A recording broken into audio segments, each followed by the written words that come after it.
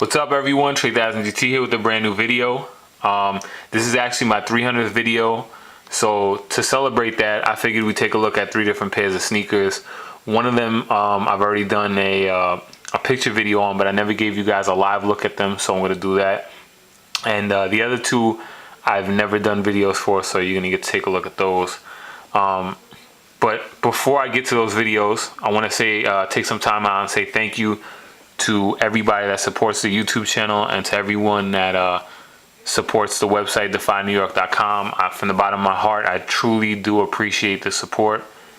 You know, with my videos, I basically try to get you information that's useful. You know, quality, comfort, sizing, pricing, you know, a little bit of history behind the shoe, and you know, comparisons between different years, you know, to give you insight as to maybe you should buy a 2003 version, maybe you should just stick with the new version. You know, I try to make you as informed as possible.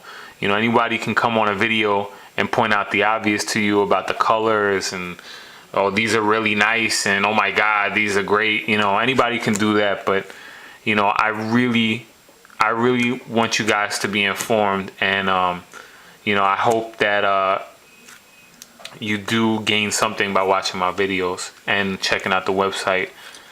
And so I'll continue to make these videos. You know, this is a lifelong passion. This is something I've had since I was a very little kid. It's not something I started because I thought it was the cool thing to do. So I definitely hope you guys will continue to support the videos and continue to support the website. You should also, I wanted to take the time out to say, check out OSD Live. If you guys have not checked out OSDlive.com, you really need to. They're a great website, have a ton of information. The radio show, the internet radio show, OSD, Obsessive Sneaker Disorder, they are doing really great things. Please go check them out. That's friends and family right there. Do yourself a favor. If you haven't checked them out, go do it. Once again though, 477 subscribers may not be a lot, but I love all you guys, because if you subscribe to my videos because you love my videos, I didn't spam anybody. I didn't say beg for subscriptions. So if you checked it out, it's because you really did love the videos, and I just want to say thank you from the bottom of my heart.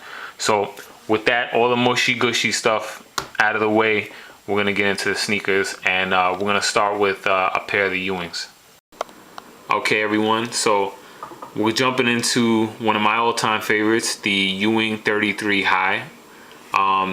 This particular pair released, I want to say, in 1991-92, and I know that because it says Next Sports on it, and the Next Sports took over around 91-92 from Phoenix for the manufacturing and distributing of the shoe. So they were made in Korea. Very nice.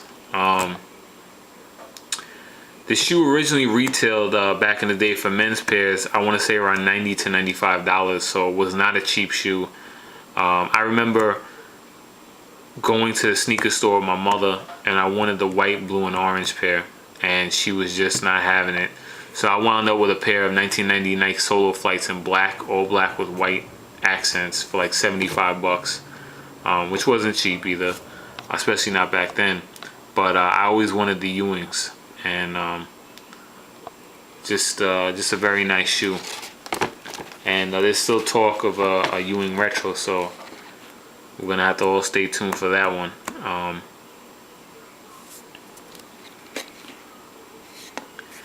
Now, price-wise today, first I'll get into wearability. Wearability, it's going to be difficult to find a wearable pair, although they do exist.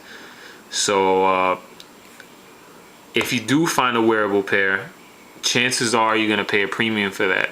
So for wearable pairs in decent condition, I want to say $125 to $250, and that depends on the size, the colorway, and the condition. Non-wearable pairs, I'm seeing them sell anywhere from $50 to $150, and upwards, you know, in rare cases, maybe $250 for a very rare colorway. But those are pretty much the pricing for the 33 high.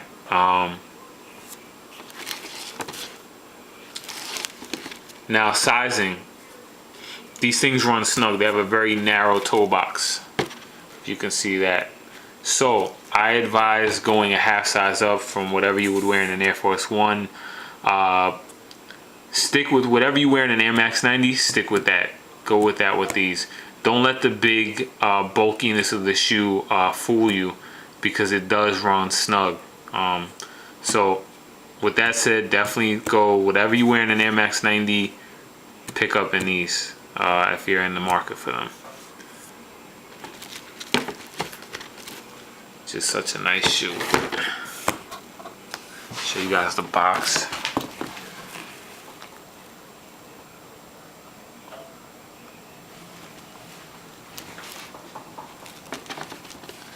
And yeah, these shoes were very big back in the early 90s.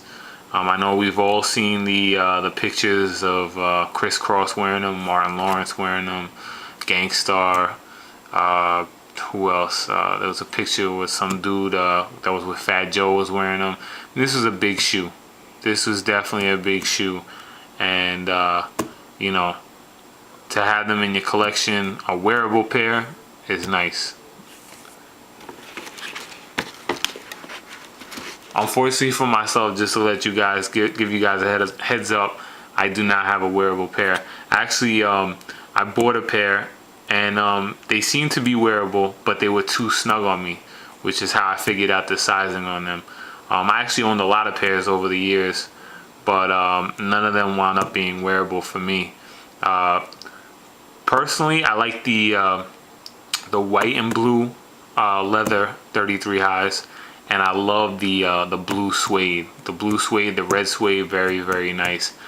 I would even love to see maybe a teal suede, but you know, who knows? I know they made a lot of colors, mustard, green. It's just a dope silhouette. And LA Gear knocked these shoes off. It's a pretty funny shoe. They stole the silhouette for the shoe, and they said, you know what, the hell with it, let's put a pump on it. And that's what they did. They put a pump on a Ewing shoe and called it an LA Gear shoe. So I'm gonna post a link to that knockoff shoe in the box below, so you guys can check that out. So we're gonna get into the next pair of Ewings. It's called the Ewing Guard, and we're gonna get into that next. All right, everyone. So now we're looking at the Ewing Guard Mid Reflective. Another very nice shoe in the Ewing lineup. Let you guys take a look at these without the tag blocking you.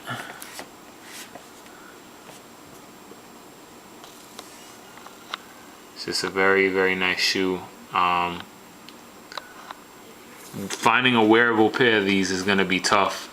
This material right here tends to crack, so I mean, you're gonna have some difficulty. I haven't come across a pair that hasn't happened to, and some people I know have said the same thing. So, you know, I'm sure they're out there. You know, maybe somebody took care of their pair or wore them over the years very, very lightly. Maybe they, you know, they have them wearable, but I have yet to see them yet. These were also made by Next Sports, well, manufactured and distributed, and all around very nice. You'll notice that the big tag on it, and it says Guard Mid Reflective, and what it is that the tongue on this shoe is reflective. The part that says Ewing, if light hits it, it reflects, kind of like you know, like a Jordan 5, which I like. It's nice. I actually post a link to this shoe in the box below as well, so you could check that out. Just all around very nice. These fit similar to the 33 high, although obviously they're not cut as high, but the fit is pretty much the same. They have that narrow toe box, so you got to be cautious of that. Also, on these vintage pairs, the leather that they use for the tongue tends to get sticky. So, you know, should be aware of that. Show you guys the inside of the shoe and the tag.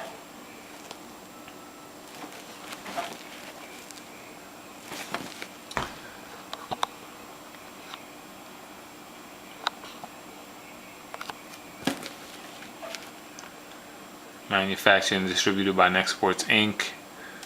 under license from Ewing Athletics, made in Korea. This is a size 7, so it's not gonna fit me. Nextsports Inc. And you know, I've owned lots of different pairs of Ewings over the years, and I gotta say this is a very nice pair. Ewing had so many shoes in the lineup that were really nice. Some of them were kind of rip-off designs, but they interpreted the design, I think, well. They made it into their own shoe, but they do have some good original designs. You know, this I mean, I could see some design characteristics of some Nike shoes in this shoe as well, but you know, it's still a nice looking shoe. And I don't know what it is, the white, orange, or blue, just, it does something to me. I'm a sucker for it. And I love it on this shoe. But sizing, like I stated earlier, fits similar to the Ewing 33 High.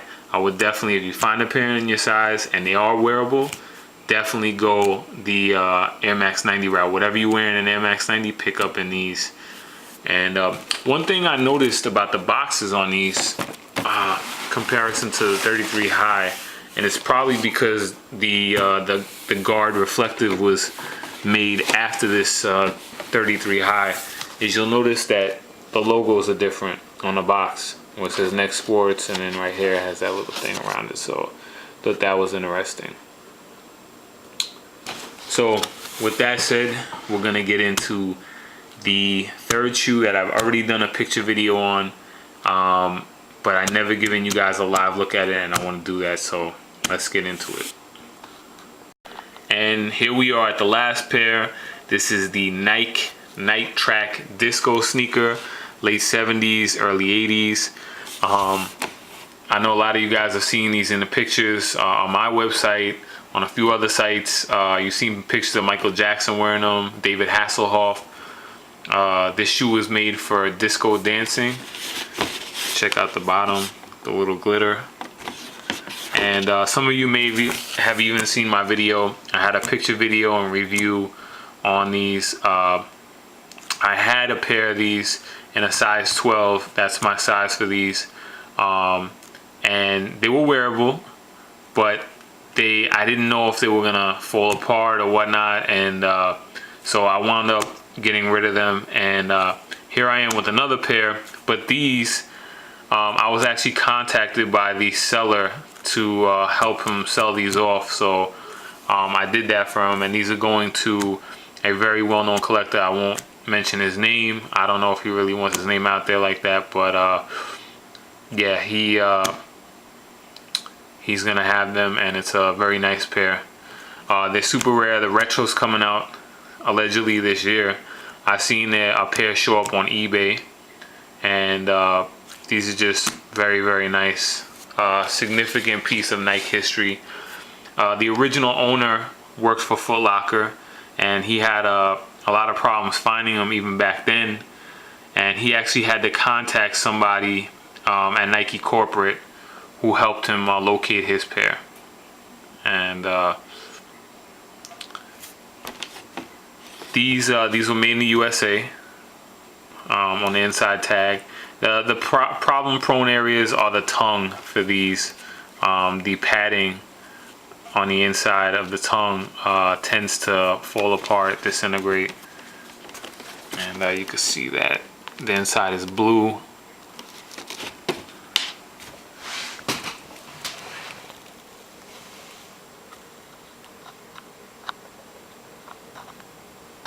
It's got like metallic laces, or laces with like a little bit of metallic paint or flake, and you can tell that this is really shiny.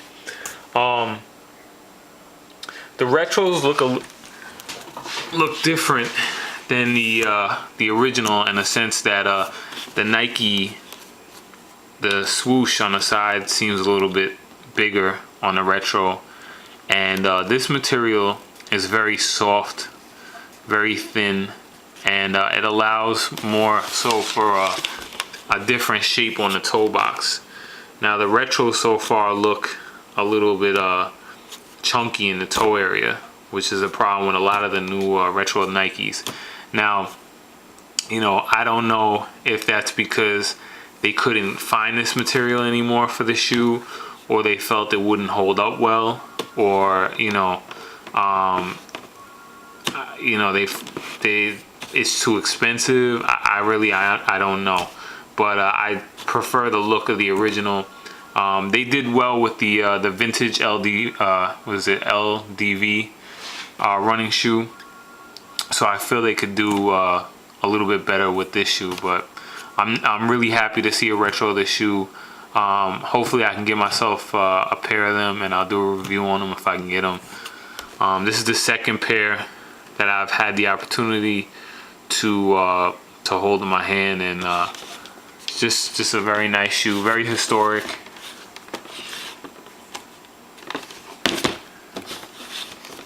I mean, someone at Nike was really thinking outside the box when they made these.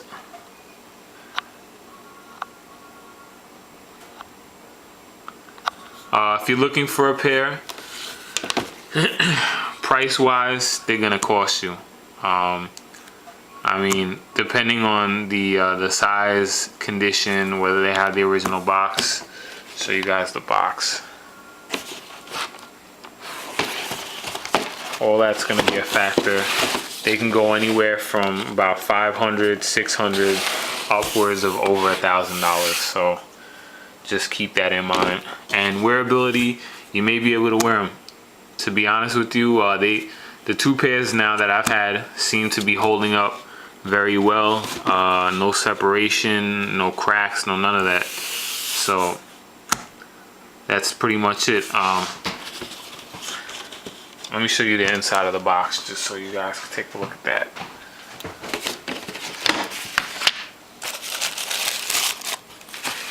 There's the other shoe. So anyhow, that's the video. I hope you guys enjoyed my my videos, and you know, once again, thank you for your continued support. And you know, hopefully I'll have the opportunity to make another 300 videos, but that's a lot of work. But until then, please continue to watch my videos. Check out the links in the box below, and if you guys have any questions, concerns, comments, feel free to drop me a line. And you know, as always, stay tuned for more videos.